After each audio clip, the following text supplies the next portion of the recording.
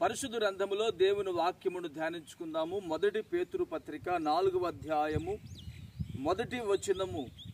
క్రీస్తు శరీరమందు శ్రమపడిన గనుక మీరును అట్టి మనస్సును ఆయుధముగా ధరించుకునుడి.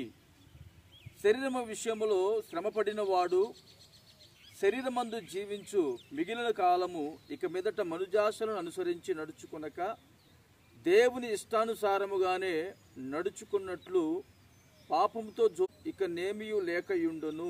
ఆమేన్. ప్రియమైన దేవుని బిడ్డలారా, వాక్యం ఉంటుంది, క్రీస్తు శరీరమందు శ్రమపడ్డాడు, మీరు కూడా అట్టి మనస్సును ఆయుధముగా ధరించుకోవాలి. యుద్ధానికి వెళ్ళేటువంటి ఒక సైనికుడు తనకు ఒక ఆయుధం ధరించుకుంటాడు. ఏమిటా ఆయుధం అంటే గన్ ఉంటుందండి. ఆ తర్వాత చేతిలో పూర్వకాలములో రాజులు కత్తులు డాలును పట్టుకునేవారు, యుద్ధానికి వెళ్ళేవారు. అవి వాళ్ళకు ఆయుధములు.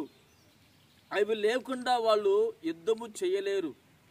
అవి వారి ప్రాణమును రక్షిస్తుంది. శరీరమందు శ్రమపడ్డాడు. ఎవరి కొరకు తెలిసినా, నీ కొరకు, నా కొరకు, మనందరి కొరకు ఆయన శరీరమందు శ్రమపడి ఉన్నాడు. ఆయన ఏ విధంగా శ్రమపడ్డాడో మనము కూడా యేసయ్య యందు నశించిపోతున్న వారి యందు అనేక మంది ప్రజల ఎదుట క్రీస్తు విషయమై మన శరీరమందు శ్రమపడేటువంటి మనస్సుని మనము ఆయుధముగా ధరించుకోవాలి. ఆయుధము ధరించుకోమన్నారు కదా అని చెప్పి కత్తిని తుపాకీని పట్టుకోవడం కాదండి. ఈ క్రీస్తు అనేటువంటి దేవుని వాక్యమును మనం చేతబొట్టుకొని అనేక మంది ప్రజల ఎదుట మనం సాక్షార్థమై జీవించాలి. అలా జీవించినప్పుడు ఏమవుతుందంటే క్రీస్తు కలిగినటువంటి మనస్సు మనం కలిగి ఉంటాము. పరిశుద్ధ గ్రంథంలో ఒక మాట తెలియపరుస్తాను. మోషే అంట ఐగుప్తుల సకల విద్యల యందు ప్రావీణ్యత కలిగిన వాడు. అంతటి మోషేనే సుఖం అనుభవించడం కంటే దేవుని ప్రజలతో గొప్ప నింద అనుభవించడం శ్రేష్టం అనుకున్నాడు. అతడు శ్రేష్టమనుకున్నటువంటి ఆ నింద అతను భరించాడండి.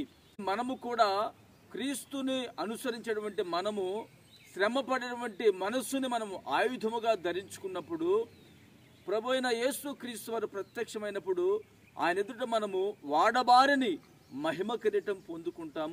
ఆ కిరీటము పొందుకునే కృప ఈ రోజున ప్రభు నీకు దయచేయునుగాక. ఆమేన్.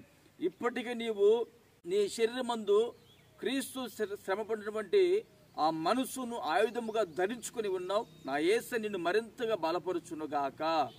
ఆమేన్. ప్రార్థన చేసుకుందాము. ప్రేమగల తండ్రి, పరిశుద్ధుడా, జీవాధిపతి, నీ పరిశుద్ధమైన శ్రేష్టమైన నామమునకు వందనములు చెల్లిస్తున్నాము. ప్రభువా, క్రీస్తు శరీరమందు శ్రమపడినట్లుగా వాక్యం అంటుండగా తండ్రి, దేవుని బిడ్డలమైన మేము కూడా శ్రమపడేటువంటి మనస్సుని ఆయుధముగా ధరించుకొని సంఘములో, పరిచర్యలో, మీ రాజ్య సువార్తలో శ్రమపడేటువంటి మనస్సును మేము ఆయుధముగా ధరించుకున్నటకు ఉన్నతమైన నీ కృప చూపి మహిమ పొందుకోమని యేసు నామమున ప్రార్థిస్తున్నాను తండ్రి. ఆమేన్.